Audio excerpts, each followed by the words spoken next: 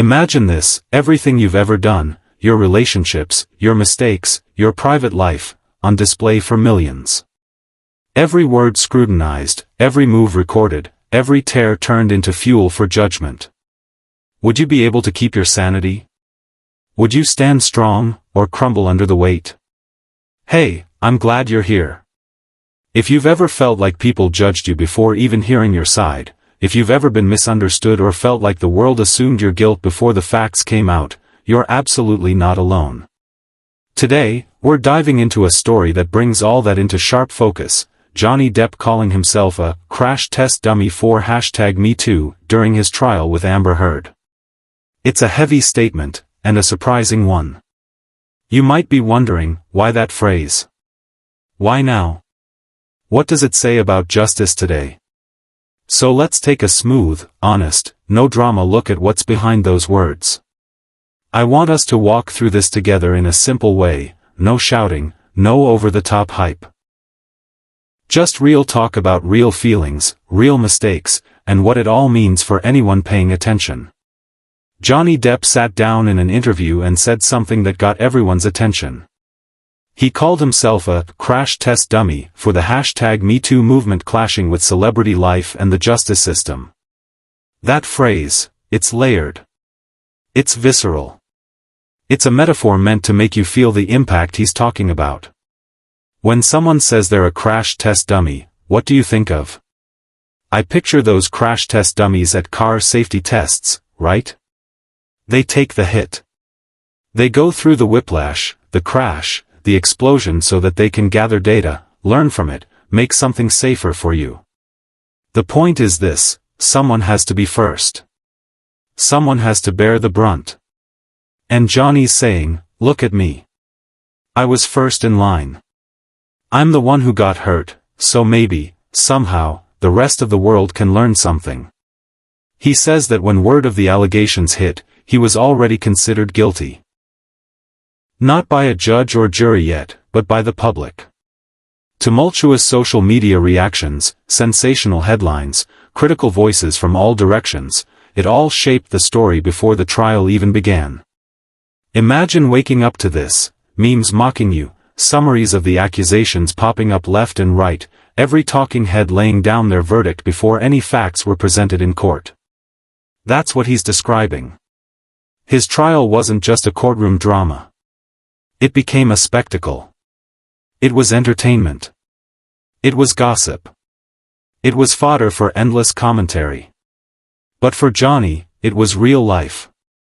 He describes it as being forced headfirst into a collision so big, so intense, that the world recoiled, for what felt like a season of his life. And he's pointing that out for a reason. He wasn't just an accused, he was a vessel for a bigger question: what happens when innocence is presumed guilty, and guilt is presumed without proof? So why does he bring this up now? Well, for a long time he remained mostly silent. He didn't speak much, let the trial unfold publicly, allowed evidence to emerge and hoped the truth would come head-to-head with the headlines. But staying silent didn't stop the headlines. It didn't stop the memes. It didn't stop the narrative from shaping itself online without his voice in it. Now he's taking that voice back. He's painting his own picture. Most of us, if we were painted one way by the public, and then managed to clear our name, wouldn't we want a chance to speak up too? Wouldn't we want people to hear what we went through? Maybe we don't go shouting into microphones, but we'd want our story told. Depp's truth isn't about seeking sympathy either, it's about showing how messy the intersection of social media, public opinion, celebrity, and justice can be. It's a cautionary tale. And that brings us to a question that goes deeper. People tend to think that #MeToo only targets those who deserve it. Those who've actually done wrong. That's the comforting narrative. But what if someone innocent gets caught in the current? In the rush to believe, to speak up, to dismantle abuse, what if the tide sweeps up someone undeserving? That's part of what Depp is saying happened to him. That's not to say he denies some bigger picture or that #MeToo is wrong. He's saying that sometimes the system we use to protect can also misfire, and people can get hurt unintentionally. He fits that description of someone who got swept up, and he wants us to notice that risk. Here's what experts say. Psychologists have been warning about the dangers of trial by social media for years. It's a kind of emotional shortcut people take these days. Scroll through one tweet, read a hot take, and boom, they've formed an opinion. Not a thought. An opinion. That's the big issue. Social media doesn't demand nuance. It doesn't encourage slow consideration. It's quick, impulsive, amplified. And once it gets rolling, it can drown out voices. Just ask people in real life who've been gossiped into career ruins. That echo is powerful. Then there are legal minds who point out another layer. When celebrity is involved, it's no longer just about law. It's entertainment. And that changes the game completely.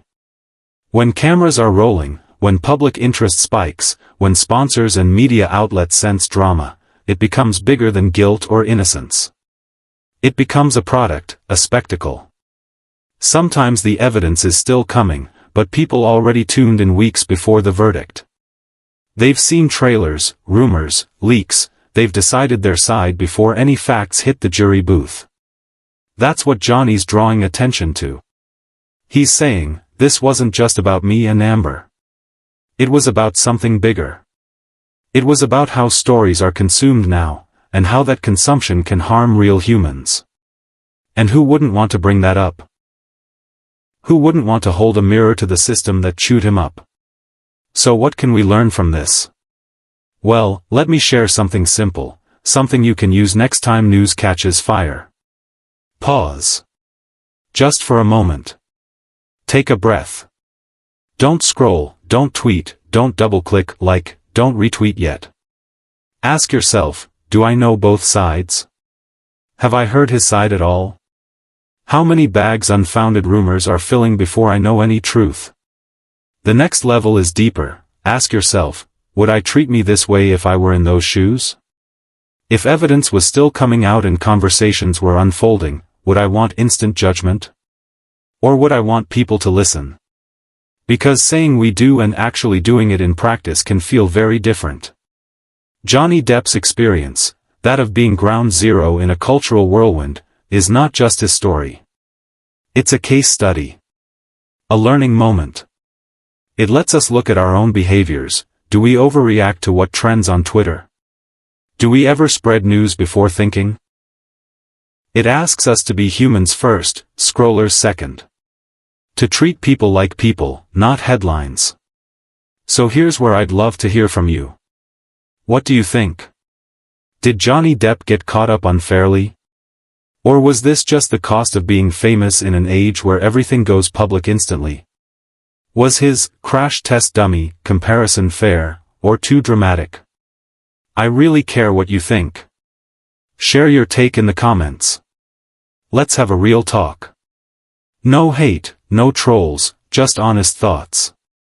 Also, if you're digging this kind of real talk, where we peel back shiny layers and look at what's underneath, that next video is perfect for you.